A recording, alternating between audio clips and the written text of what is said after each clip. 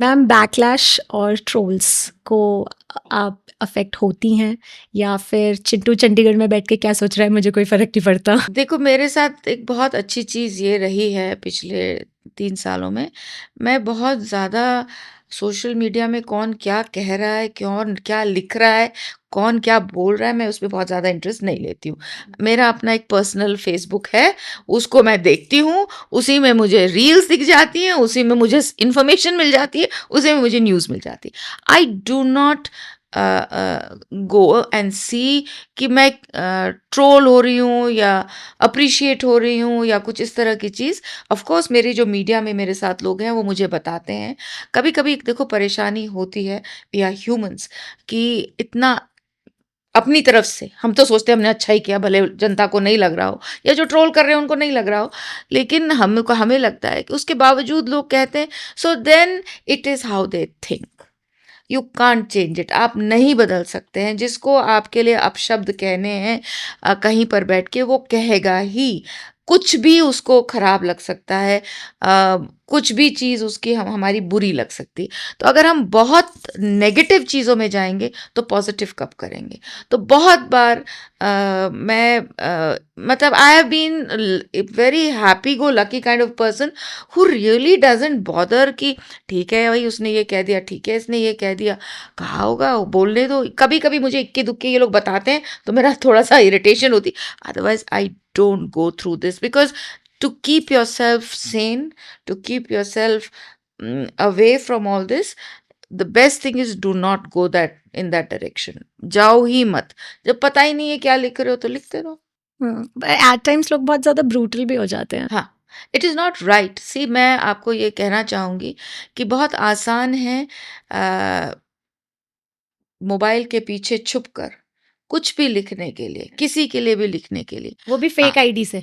जब आप कुछ लिखते हैं आप सोचिए तो सही, अगर आपके बारे में, आपके परिवार के बारे में इस तरह के अपशब्द कहे जाएंगे तो आपको कैसा लगेगा? Again you know, I keep saying this, it is all about values. School में मॉरल साइंस क्लासेस होनी चाहिए।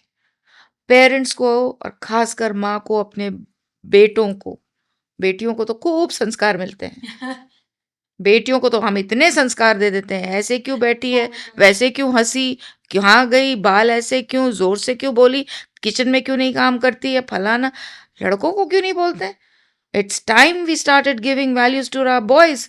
बोलो उनको कि जोर से नहीं बोल सकते हो घर में, बहन को धक्का नहीं दे सकते हो, माँ से तमीज से बोलो, दादी से तमीज से बोलो।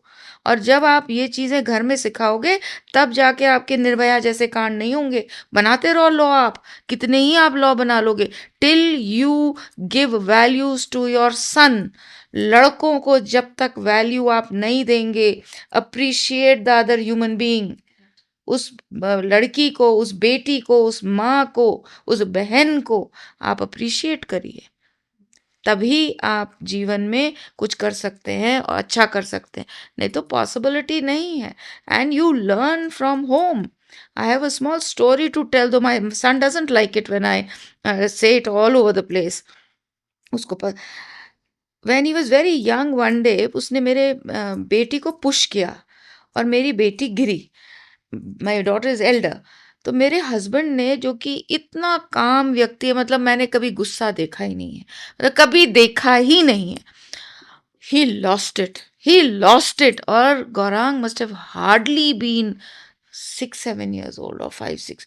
उसको इतनी डांट पड़ी, इतनी डांट पड़ी, और मैं कोने से देख रही हूँ, मैं आई वॉज फीलिंग कि मतलब इतना क्यों। सो खैर हमने कुछ बोला नहीं।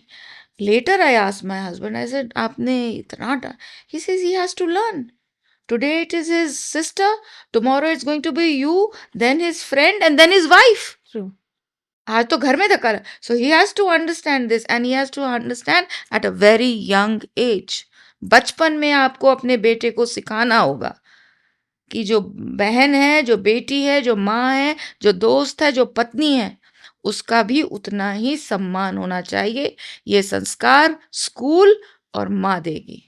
और जिस दिन ये हो जाएगा, उस दिन हमें कोई लॉ, कानून कुछ नहीं चाहिए होंगे। 100%। पर इसको होने में मैम कितना टाइम लगेगा अभी? होगा। देखो, मैं यंग बच्चों को मैं बहुत सालों तक पढ़ाती आई हूँ, मैंने कॉलेज में पढ़ाया है और मुझे बहुत खुशी होती है ये बात बोलते हुए कि बच्चों को अगर आप सही तरीके से उनके साथ बातचीत करो, उनको सुनो, उनसे तर्क करो, दे अंडरस्टैंड।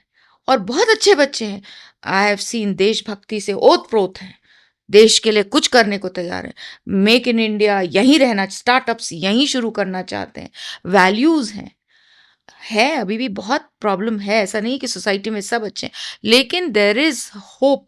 मेरे को तो बहुत ज़्यादा होप है इन द यंगर जनरेशन, क्योंकि मैं जब देखती हूँ अपने कामों के प्रति कितना सेंसिटिव हैं, कितने डिसिप्लिन्ड हैं, कितने मतलब इच्छा रखते हैं कि हम अच्छा काम करें, तो बच्चों में मुझे होप है और मुझे लगता है कि एक समय ज़रूर आएगा जब हमारे जो बच्चे हैं वो एक दूसरे का सम्मान करेंगे, एक दूसरे के साथ मिलकर चलेंगे और समाज और अच्छा होगा।